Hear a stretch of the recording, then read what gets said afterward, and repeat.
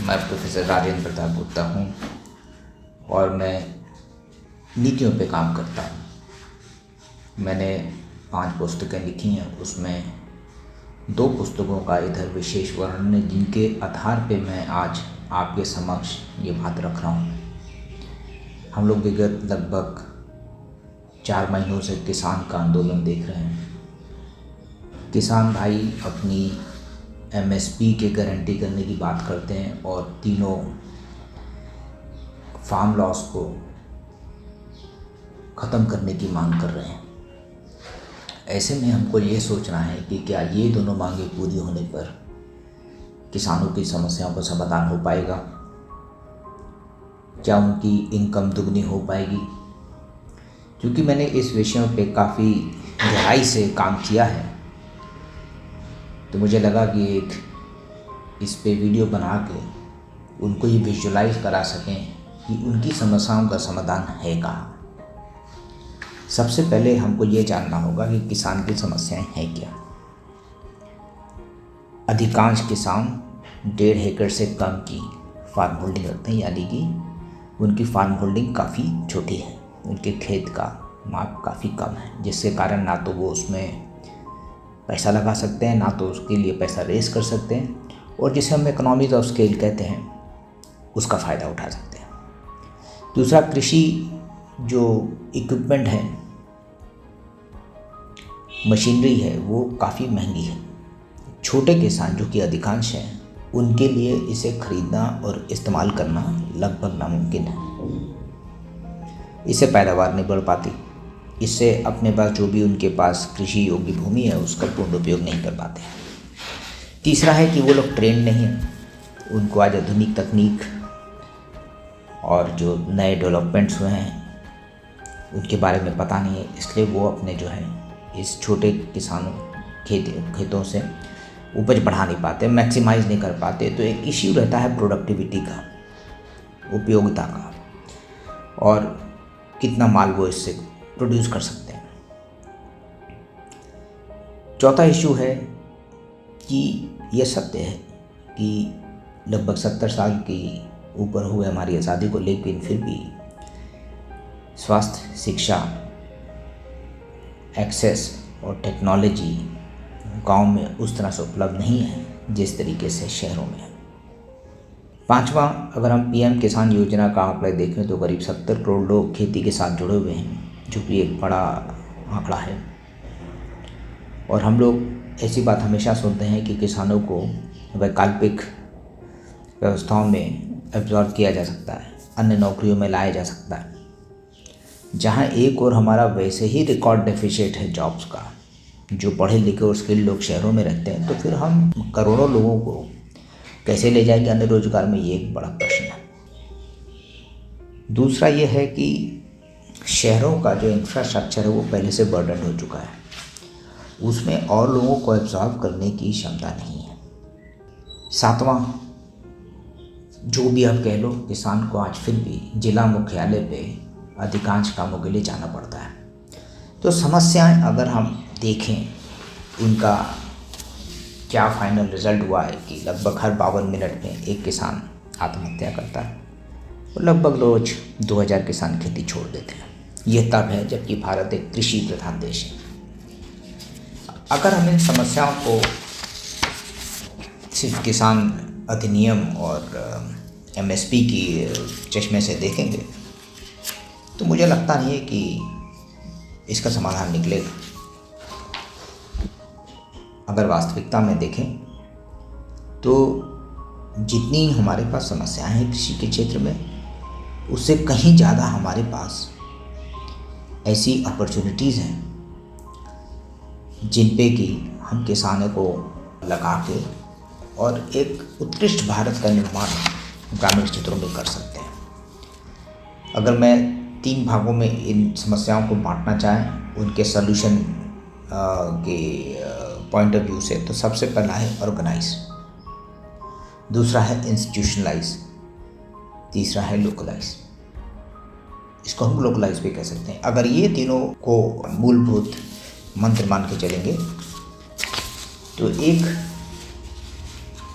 विकसित भारत के निर्माण में ग्रामीण और कृषि की महत्वपूर्ण भूमिका हो सकती है। तो आइए अब हम स्पष्ट बिंदुओं पे विचार करें जिनसे कि ये किसानों की उपजता बढ़ेगी और इनकी आमदनी बढ़ेगी। सबसे पहला जो मैं प्रपोजल दूंगा वो है farmland economic zones, farmland park या रूरल मॉल का। इन्हें हमें हर किलोमीटर पे या हर डिस्ट्रिक्ट के अंदर शहर और जो गांव खेती की ज़मीन है उसके बीच में रखना चाहिए, मिडवे। उसका कारण यह है कि एक तो ये मिडवे रहेगा तो बहुत से शहर के लोग जो वीकेंड ड्राइविंग या ड्राइव करते हैं इनको एक डेस्टिनेशन की तरह मानेंगे। इनको अब डेस्टिनेशन कैसे बनाना ये मैं बताता हूँ। सबसे पहले तो यहाँ पर आप इन सारे फार्मलैंड पार्क या रूरल मॉल या एफईजेड जो मान लें, ये लोकल किसान और उनकी फैमिली से ही रन करें। इसमें एमएसएमई एंटरप्राइजेज हों, कोल्ड स्टोरेज हों, food processing unit, packaging unit और स्कूल्स और हेल्थ केयर की सुविधाएं भी हों। इसमें शॉप्स भी हों और एंटरटेनमेंट की भी व्यवस्था हो ताकि लोग शहर से समय निकाल कर इधर आके अपना आधा दिन एक दिन बिताएं। कॉटेजेस भी हों जिससे लोग एक फ्रेशनेस महसूस कर सकें और अपनी ख़रीदारी भी डायरेक्ट कर सकें। इनको एक डेस्टिनेशन हमें प्रमोट करना पड़ेगा। ये सेटअप करने के लिए सरकार को करीब 26% इक्विटी लेनी चाहिए। उसके एवज में सरकार को ज़मीन डेवलप करनी चाहिए, वहाँ पे मूलभूत सुविधाएं उपलब्ध करानी चाहिए। एक लंबे समय के लिए भारत सरकार अपनी एक आमदनी का भी स्रोत सृजन कर पाएगी। इसके साथ किसानों को शहर भागने की ज़रूरत नहीं होगी। यहाँ पे सरकार अपने ऑफिसेज भी इस्टेब्लिश करे जिससे एसेंशियल सर्विस दी जाए, जिससे किसानों को जिला मुख्यालय नहीं आना पड़े। हर विभाग का अधिकारी हफ्ते में 2 दिन या 3 दिन या अल्टरनेट डेज सरकारी दफ्तरों में फार्मलैंड इकोनॉमिक जोन्स में अपना काम निकालें। यहाँ पे हम स्किल डेवलपमेंट सेंटर्स भी खोल सकते हैं जिससे कि लोगों को अपस्किलिंग की जा सके। दूसरा जो है, हमने जैसे कहा कि अधिकतर किसान हमारे जो हैं छोटी ज़मीन, उनके पास खेत का साइज़ बहुत छोटा है, वो क्यों इक्विपमेंट फार्म्स के खरीदें, ट्रैक्टर खरीदें। हम ऐसा क्यों ना करें कि फार्म इक्विपमेंट लिंकिंग एजेंसी यहाँ पे खोल दें फार्मलैंड इकोनॉमिक जोन में, जो इक्विपमेंट को खरीदे, मेंटेन करे और लीज़ करे। किसान को जब ज़रूरत हो वो अपना लीज़ में ले और अपना जो है काम में लाए। कैपिटल इन्वेस्टमेंट आए, इससे खेती की लागत कम होगी और उसका मुनाफा बढ़ेगा।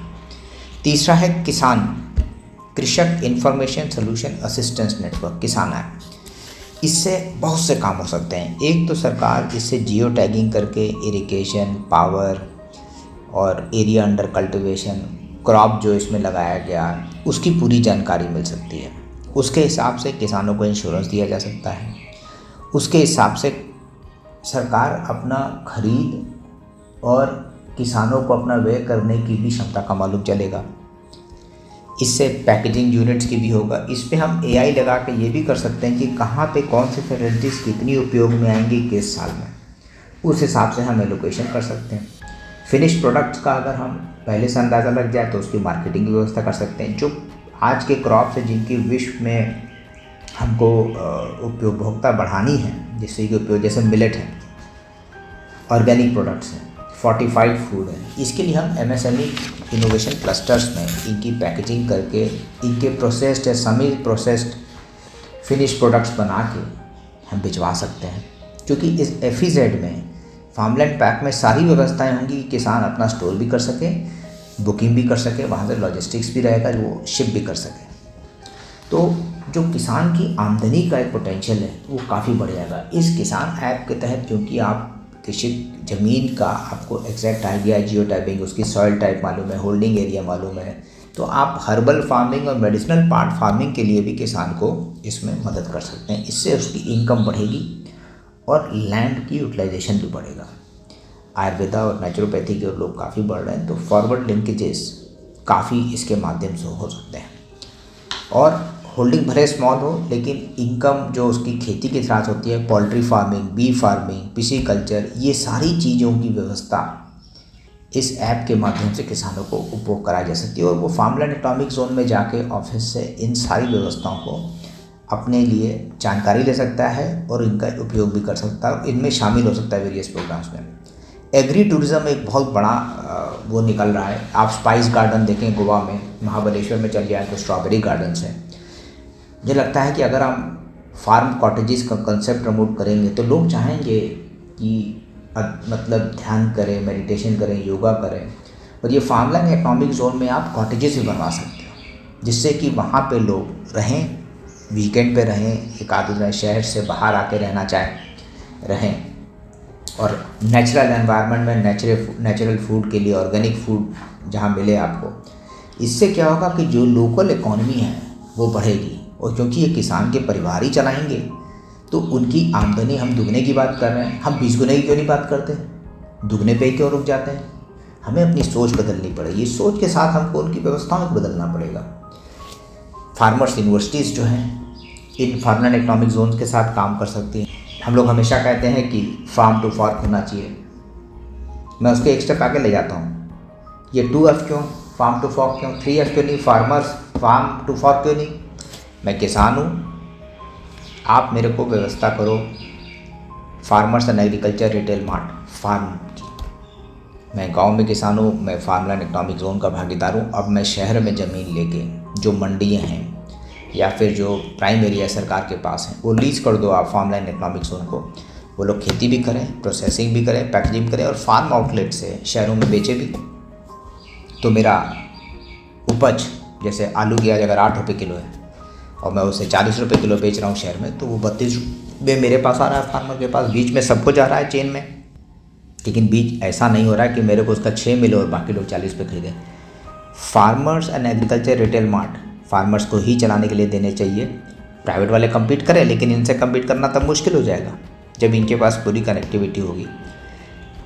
मिलेट्स जैसे क्रॉप जो आज वाइटल है न्यूट्रिशन के लिए, भारत सरकार को अपनी ब्रांडिंग एक्सरसाइज करनी चाहिए पूरे विश्व में। भारतीय मिलेट ब्रांड बना के इन फार्मलैंड इकोनॉमिक जोन्स को एक अपॉर्चुनिटी देनी कि आप अपने यहाँ उपज करो, हम एक्सपोर्ट कराएंगे, ऐसे इनकी इनकम बढ़ेगी। एक और मैं कह रहा हूँ, हम मंडी बंद करने की बात कर रहे हैं, मैं कह रहा हूँ विदेशों में मंडियाँ खोलो, इनकम इंटरनेशनल किसान ऑपरेटेड मार्क्स।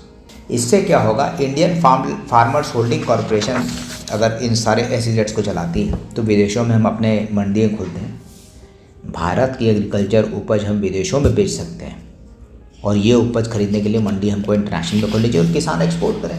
इससे हमारी भारत में फॉरेन जो डॉलर है वो भी आएंगे, और किसान की बिक्री भी बढ़ेगी, और हमारा शेयर भी एग्रीकल्चर में बढ़ेगा। ऑर्गेनिक फार्मर्स को हमको प्रमोट करने के लिए organic farming corporation of India खोलनी चाहिए। ये मैंने 2009 के मैनिफेस्टो में भी बीजेपी में लिखा था, 2014 में भी लिखा था, अब समय आ गया हम खोले। जीएम क्रॉप्स के बारे में हमको पूर्ण विचार करना चाहिए। जब पूरा विश्व ऑर्गेनिक और नेचुरल प्रोड्यूस की ओर भाग रहा है, जीएम पे हमको रोक लगानी चाहिए। एक हमें ऐप डेवलप चाहिए, कर्मा, कृषि आधारित रोजगार मोबाइल ऐप। इससे फार्म लेबर की समस्या हमारी कम होगी, और जो फार्मर्स के साथ काम करना चाहते हैं, जो कृषि आधारित रोजगार है, इस ऐप के थ्रू कनेक्ट हो सकते हैं। अब आज देखिए, भारत का एक बड़ा तबका युवा वर्ग है।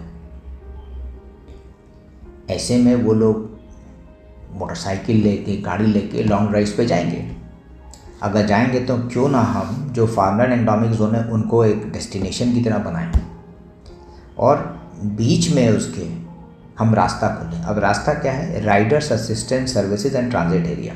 लगभग हर 25 किलोमीटर से 50 किलोमीटर के बीच आप रास्ता ही खोल सकते हो, जहाँ राइडर्स क्लब हो, ड्राइविंग एरिया, लोग बैठें, विश्राम करें, चाय नाश्ता करें, वहाँ की लोकल चीज़ों को खरीदें। इससे क्या होगा, एक इकोनॉमी को बढ़ावा मिलेगा और लोगों को सर्विसेज भी मिलेंगी, और लोगों को हम इंकरेज करेंगे कि राइडिंग और ड्राइविंग क्लब्स खोलें। इससे लोग जाएँ, एक कनेक्शन बने भारत में और इंडिया में, जो कि हम रूरल और अर्बन इंडिया कहते हैं। और फूड फेस्ट, समय आ गया है जब भारत फूड फेस्ट शुरू करे, पूरे भारत में ऑन रोटेशन चले, हम विश्व की क्यूजीन को अपॉर्चुनिटी दें भारत में खुद विश्व की बहुत ज़्यादा क्यूजीन्स है, हर स्टेट की अपनी स्पेशलिटीज़ है, तो हम क्यों ना फूड फेस्ट को ऑर्गेनाइज करें हर स्टेट में। और ये फार्मलैंड इकोनॉमिक जोन इसमें बढ़ चढ़ के हिस्सा लें, अपनी स्पेशलिटी लोगों को दिखाएं, खिलाएं। इससे लोगों में समझने का भी मौका मिलेगा हमारी संस्कृति को, और अगर स्वाद बना, बिक्री भी बढ़ेगी। ये हमें एक शुरू करना चाहिए। और मैंने देखा, मैं करीब 35-40 देशों में गया हूँ, वहाँ पे भारतीय खाना मिल तो जाता है, कई बार बहुत मुश्किल होती है। अगर विश्व की करीब लगभग 7.5-8 बिलियन जनसंख्या है, और उसमें से 1.3 बिलियन हमारे हैं भारतीय। तो हर एयरपोर्ट में भारतीय भोजन की व्यवस्था तो होनी चाहिए। ऐसे में मेरा एक प्रपोज़ल है फूडी का, farmland operated outlets of domestic and international eateries. Foodie outlets आप हर कंट्री के कैपिटल, आप छोटे शहरों और एयरपोर्ट्स पे खोलो। ये ministry of external affairs, ministry of agriculture और फूड प्रोसेसिंग को और मिनिस्ट्री ऑफ टूरिज़्म को सहभागीदारी में बात करके फार्मलैंड इकोनॉमिक जोन के लोगों को इसमें लगाना चाहिए। जब लोग हमारा खाना खाएंगे, उसकी विशेषता जानेंगे, तो एक सॉफ्ट पावर बनेगी और किसानों की इनकम तो खैर खोलने की ज़रूरत नहीं है, काफ़ी बढ़ेगी। इसलिए अगर हम जब कृषि को बोलते हैं कि कृषि की समस्याओं का समाधान करना है, तो इसका सबसे बड़ी उपलब्धि होगी जिस समय हम युवाओं को कृषि की ओर मोड़ लेंगे। जब युवा कहेगा नहीं मुझे ये नौकरी नहीं करनी है, मुझे फार्मिंग करनी है, उस दिन आप कहेंगे कि मैंने किसानों का ऋण चुका दिया। जिस दिन एक युवा पढ़ा लिखा, जीन्स पहना, टी शर्ट पहना, म्यूज़िक सुन रहा है, ट्रैक्टर चला रहा है और खेती कर रहा है, उसका परिवार फार्म गेस्ट हाउस चला रहा है टूरिस्ट के लिए, उसकी वाइफ और उसकी डॉटर एक एंटरप्राइज चलाती है हैंडीक्राफ्ट और लोकल ऑर्गेनिक प्रोडक्ट्स का, जो कि अंतर्राष्ट्रीय स्तर का होता है और बाहर भी बिकता है, उस दिन एग्रीकल्चर का सही में कल्याण होगा। मेरा ये विजन है कि अगर होलिस्टिकली एग्रीकल्चर को देखें तो ये एक बड़ा अट्रैक्टिव प्रोफेशन और प्रपोजिशन बन सकता है युवाओं के लिए। जिस दिन युवा एग्रीकल्चर की तरफ मुड़े, तब ग्रामीण विकास और भारत की प्रगति सुनिश्चित है। 3 चीज़ों से मैं इसकी सक्सेस का आंकलन करूँगा। पहला, रिवर्स माइग्रेशन करना, जो लोग आज गांव से शहर के आते हैं वो शहर से गांव की ओर जाएं। दूसरा, युवा जब फार्मिंग की ओर जाएं। और तीसरा, जब ग्रामीण भारत, कंट्री साइड पहली चॉइस बने भारत के लोगों का सेटल डाउन करने के लिए। धन्यवाद। और मुझे उम्मीद है कि अगर हम इसे इम्प्लीमेंट करेंगे तो भारत अपनी किसानों की समस्याओं को समाधान करेगा।